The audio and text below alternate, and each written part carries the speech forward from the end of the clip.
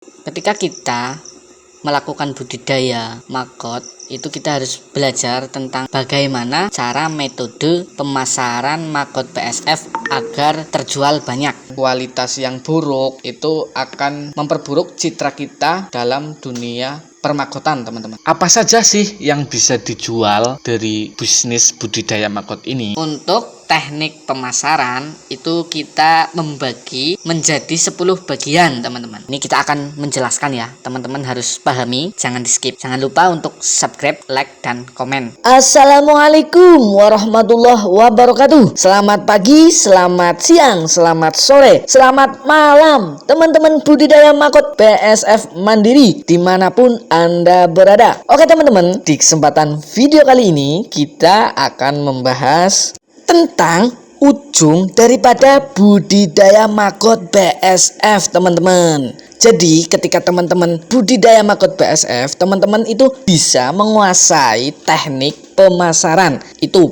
poin yang akan kita bahas di dalam video kali ini. Oke, teman-teman simak dari awal sampai akhir, jangan di skip. Please jangan di skip karena ini poin-poin di kandang Elva Farm akan kita share ke teman-teman. Semoga menginspirasi. Selamat menyaksikan. Ketika kita melakukan budidaya maggot, itu kita harus belajar tentang bagaimana cara metode pemasaran maggot BSF agar terjual banyak. Seperti itu, teman-teman. Maggot BSF atau yang biasa kita kenal dengan istilah Black Soldier Fly itu sangat mudah sekali, teman-teman, untuk kita melakukan pemasarannya. Sebelum kita melakukan pemasaran, kita harus tahu dulu, teman-teman, bagaimana kualitas maggot yang akan kita pasarkan. Kalau kita menjual maggot dengan kondisi yang tidak baik, hasil yang kurang memuaskan, kualitas yang buruk, itu akan memperburuk citra kita dalam dunia permagotan, teman-teman. Ini hal yang sangat krusial. Jadi teman-teman harus benar-benar mengetahui bahwa produk maggot dari kandang teman-teman itu memang sudah layak dijual atau dikeluarkan. Jangan sampai pemasaran ini menjadi bumerang atau malapetaka untuk bisnis kita. Kita akan memberitahu kepada teman-teman skala apa saja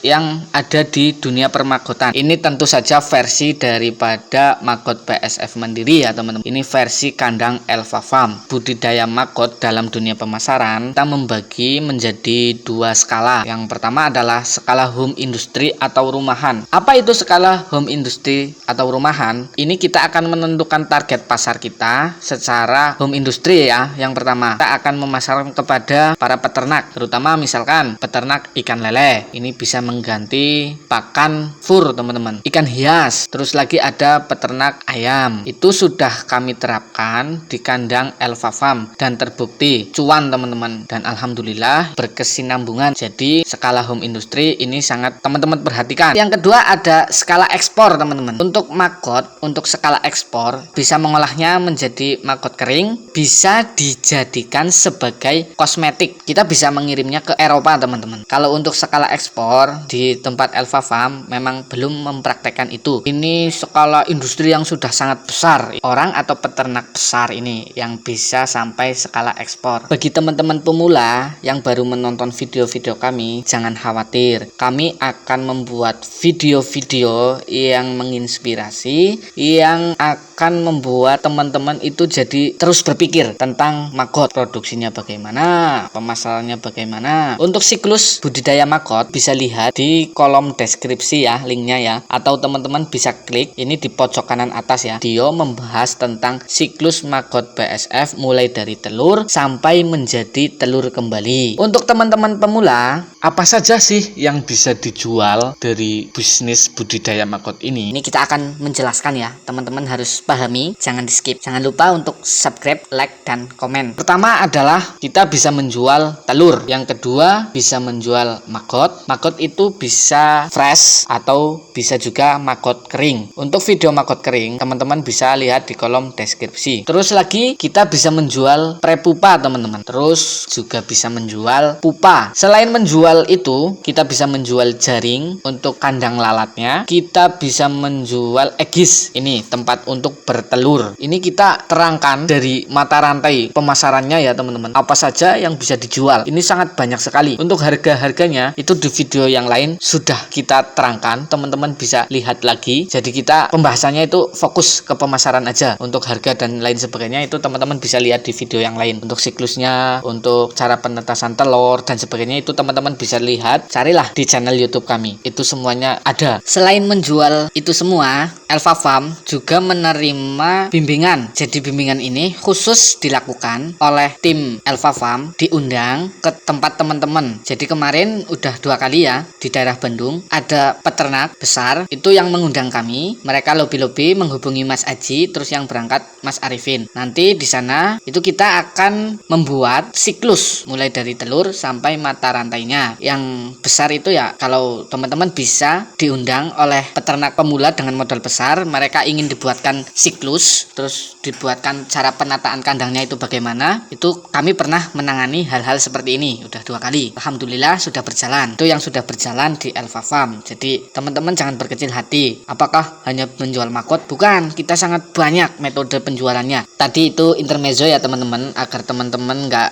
terlalu sepaneng menonton video ini. Video ini juga bisa dijadikan motivasi oleh teman-teman pemula, untuk teman-teman yang sedang beranjak, yang sedang mengalami fase-fase jenuh. Ini video sangat cocok untuk ditonton. Untuk teknik pemasaran itu kita membagi menjadi 10 bagian teman-teman. Yang pertama adalah kemasan. Seperti itu ya. Kemasan itu packaging lah ya. Kita harus dibuat menarik. Seperti ini, misalkan ditambahkan dengan stiker seperti itu ya, menggunakan plastik yang lebih bagus lagi, terus di packaging yang lebih rapi, menggunakan kardus, menggunakan lakban. Teman-teman bisa menghubungi Nibros, percetakan Nibros untuk membuat stiker. Kalau di Elva Farm itu menggunakan jasa percetakan Nibros untuk membuat stiker. Poin yang kedua itu foto produk yang menghipnotis. Jadi teman-teman sebelum melakukan pemasaran itu harus kemasannya bagus. Kalau kemasannya udah bagus, teman-teman itu harus tahu bagaimana cara memfoto maggot atau yang lainnya, prepupa atau telur dan sebagainya. Itu kita harus bisa memfoto yang bagus biar lebih menarik, agar calon pembeli kita itu terhipnotis. Dalam artian terhipnotis itu terpukau Pada pandangan pertama, cinta pada pandangan pertama. ketika kita sudah melihat foto, itu akan lebih berbicara. Fotonya bagus. Poin yang nomor 3, membuat video atau website perusahaan teman-teman.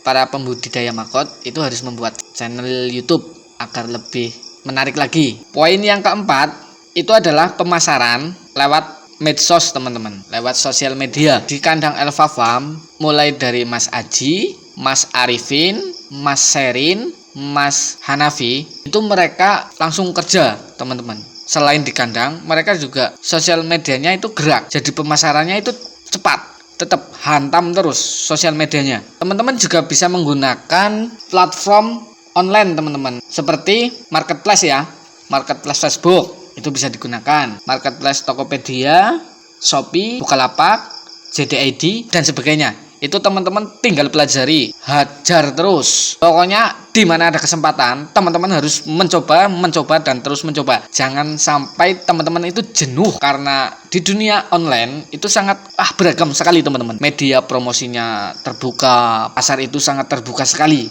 Tinggal bagaimana teman-teman itu bisa mengolahnya. Poin yang kelima, teman-teman itu bekerja sama dengan ekspedisi. Jadi ketika kita ada pemesanan, itu kita packaging sudah rapi, ujung tombaknya kan pasti pengiriman. Bisa menggunakan pos, terus JNE, Tiki dan sebagainya. Terserah teman-teman mau bekerja sama dengan ekspedisi yang mana, yang bisa menjemput ke lokasi teman-teman tentunya, agar memangkas biaya bensin, biaya transportasi itu juga harus dihitung ya teman-teman. Poin yang keenam, itu kita melakukan endorse teman-teman. Endorse kepada peternak atau orang yang berpengaruh. Misalkan kita endorse kepada ketua dinas peternakan, atau kita endorse kepada channel-channel YouTube yang sudah besar. Kita bisa endorse kepada selebgram, atau teman-teman kalau punya budget yang lumayan besar, teman-teman bisa lakukan endorse kepada Irfan Hakim.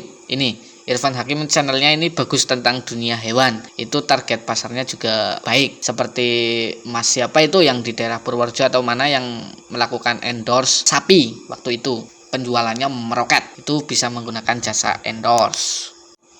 Poin yang ketujuh, teman-teman itu harus bisa membuat promosi yang menarik, mulai dari kemasan, foto produk, video, pemasaran dan sebagainya. Itu teman-teman harus bisa membuat promosi yang menarik. Apa itu promosi yang menarik? Itu bisa menggunakan caption. Captionnya harus menarik. Bagaimana caranya menarik? Itu ada namanya teknik copywriting, teman-teman. Teman-teman bisa menggunakan teknik itu untuk melakukan pemasaran yang lebih menarik. Teman-teman juga bisa mempelajari tentang personal branding. Jadi untuk lebih memperkuat penjualan, teman-teman harus mempelajari personal branding. Apa itu personal branding? Teman-teman bisa cek di internet. Poin yang ke-8, bisa merekrut reseller. Untuk poin yang nomor 9, teman bisa membuat giveaway. Misalkan untuk pembelian 10 gram telur mendapatkan bonus 2 gram misalkan. Ada ikatan emosional yang terbangun di situ, teman-teman. Saya yakin akan lebih produktif lagi setelah menonton video ini. Untuk poin yang nomor 10, ini yang sangat sulit sekali dilakukan oleh para peternak maggot. Apa itu poin nomor 10? Poin nomor 10 adalah konsisten. Circle maggot itu harus terbangun dengan baik untuk mencapai titik konsisten. Kalau ada orang yang datang ke kandang teman-teman, jangan pelit ilmu, kasih tahu bagaimana cara budidaya maggot. Itu akan membuat circle kita lebih baik. Toh kalau kita memberitahu, berarti kita sama saja menolong mereka. Saya rasa video ini sudah sangat panjang dan sudah waktunya kita untuk mengakhiri video ini. Kita akan sambung lagi dengan video-video yang akan datang. Terima kasih. Assalamualaikum warahmatullahi wabarakatuh.